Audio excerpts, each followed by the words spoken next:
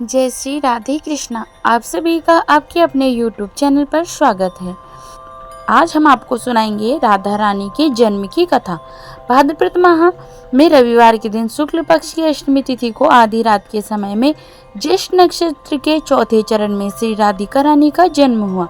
इस विषय में एक सुंदर कथा आती है। एक समय महाराज ब्रजभानु स्नान करने के लिए यमुना नदी पर गए। आसपास का वातावरण शांत था। मंद गति से सुगंधित वायु चल रही थी। चिड़ियों की मधुर आवाज के बीच महाराज ब्रजभानु ने एक सुंदर दृश्य देखा। उन्होंने कुछ ही दूरी पर यमुना के तट पर एक स्वर्ण कमल का पुष्प तैर रहा देखा। स्वर्ण कमल उन्होंने पहले कभी नहीं देखा था। उसके बारे में उन्होंने कभी सुना था। कौतूहल पूर्वक तो वह उस कमल के पुष्प के पास ही चले गए।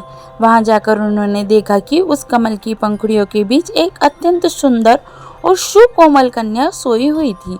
उसका वर्ण पिघले हुए स्वर्ण के समान था। नेत्र पंख कमल की पंखुड़ियों के समान थे।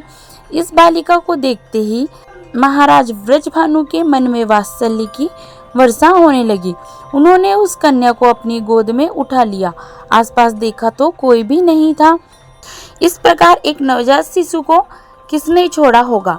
वे ऐसा विचार कर ही रहे थे कि तभी वहां ब्रह्मा जी प्रकट हुए और बोले, हे बस, तुमने और तुम्हारी पत्नी ने अनेकों वर्षों तक घोर तपस्या करी थी ताकि तुम भगवान श्री हरि की संगिनी को अपनी पुत्री के रूप में प्राप्त कर सको।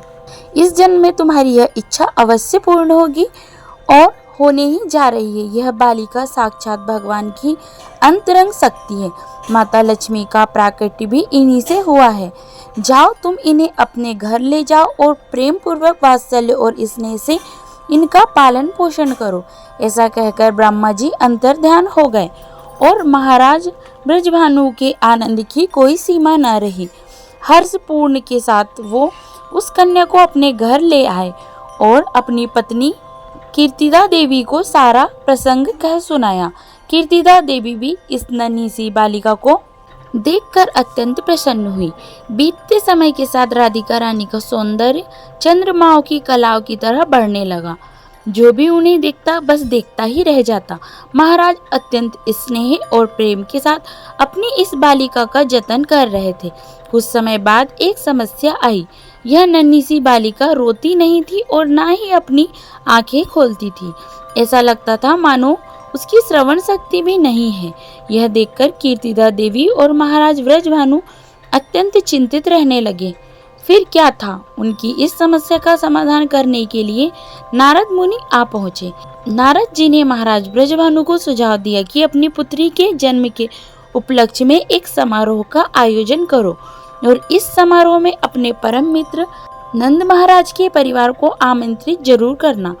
फिर क्या था, समारोह के आयोजन की तैयारियां होने लगी। नंद महाराज को विशेष आमंत्रण भेजा गया।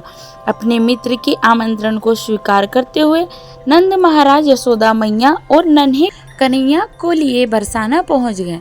नन्हे कृष्ण को पता था कि उन्हें क्या करना है और कहाँ जाना है। अपने घुंघरू खनका कर वे सीधे राधा रानी के पास पहुंच गए। जैसे ही श्री कृष्ण ने पालने में सोई हुई राधा रानी की ओर देखा तो उनकी सुगंध से राधा रानी जाग गई कि उनके प्राण प्रिय श्री कृष्ण आए हैं। अत्यंत हर्ष के साथ उन्होंने अपनी आंखें खोली और सर्वप्रथम भगवान श्री कृष्ण का दर्शन किया और थोड़ी ही देर में वे रोने लगी। अपनी पुत्री को पहली बार नेत्र खोलते और रोते हुए देख कीर्तिदा देवी और महाराज ब्रजभानु अत्यंत हर्षित हुए। इस प्रकार उनकी पुत्री के जन्म की प्रसन्नता दुगनी हो गई और इसी तरह से राधा रानी का जन्म हुआ था और उन्होंने अपनी पृथ्वी पर अवतार के पश्चात अपने पहले भगवान श्री कृष्ण को ही देखा था। तो यह थी राधा रानी के जन्म की कथा। आशा करती हूँ यह कथा आपको पसंद आई होगी। ऐसी ही कथाएं सुनने के लिए और व्रत पूजा के बारे में जानने के लिए हमारे चैनल को सब्सक्राइब जरूर कीजिएगा। जय श्री राधे कृष्णा। धन्यवाद।